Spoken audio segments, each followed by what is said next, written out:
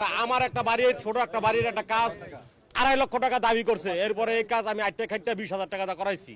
কথা বুঝছেন? এই এই এই ভূমি অফিসে মহিলারা এখানে লক্ষ লক্ষ টাকা বাণিজ্য, প্রতিদিন খাবারের ব্যবস্থা আপনার দেখলে কইবেন যে মন্ত্রী এমপিরাও খায় না এই ধরনের খাবার।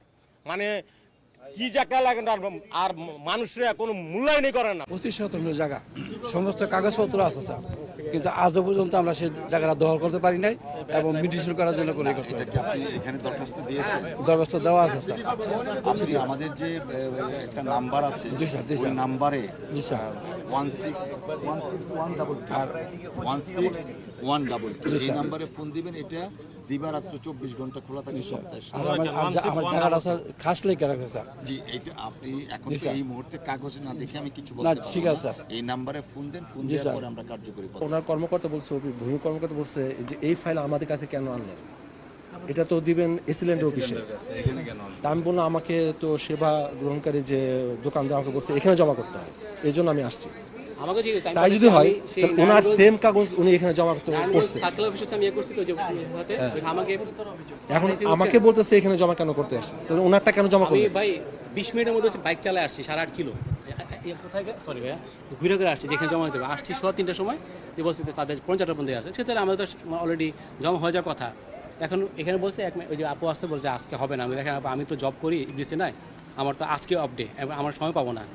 বলেছে তাহলে বসেন, বৈশাখ দেখেন স্যার কী বলে, স্যার যদি হয় স্যার কী বলে। এখন এরপর গেলাম, আমি আসি দেখেন তাহলে ইয়েটা কী বলে, সাথে এটা সাথে ছিঁড়ে ফেললো। আমি তো জানি না ভাই, আমি হয়তো এর মনে প্রসেস কোনো হয়। তো পরে ইয়েগুলো একটা নাম্বার কি যেন লিখলো, 24 ছাপিয়ে গেলে আর কিছু নাম্বার লিখলো। তা আমি চলে আসলাম পরে যেই দোকান থেকে আমি করছি, মানে এটা কম্পোস্ট সব কিছু করছি, ওইখানে ফোন দিলাম, বললো আপনি এটা ছিঁড়ে আনছেন কেন, এটা তো ছেড়ে কথা না।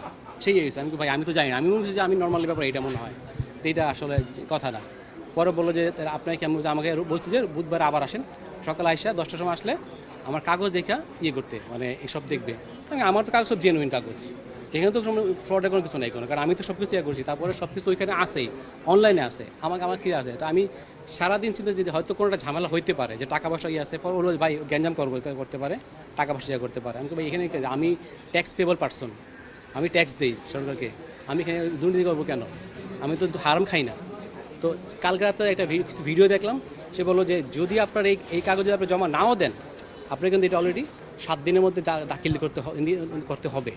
যদি আপনি নাও দেন, যে কোনো ভুলে গেছেন নিয়েছেন, আপনাকে এটা জমা দেওয়ার নেই, যে লাস্টে প্রজ্ঞাপন হয়েছে, প্রজ্ঞাপন আমি নামাই নেই, তাহলে কি যে তাহলে আপনি এটা দিতে হবেই মাস্ট। তারপর চিন্তা আমি আজকে আসলাম, দেখি কী অবস্থা। কারণ আজকে আসলে দেখি যে মানে অনেক কিছু ঘুরে গেছে, যে অনেক টাকা পয়সা চাই, যেমন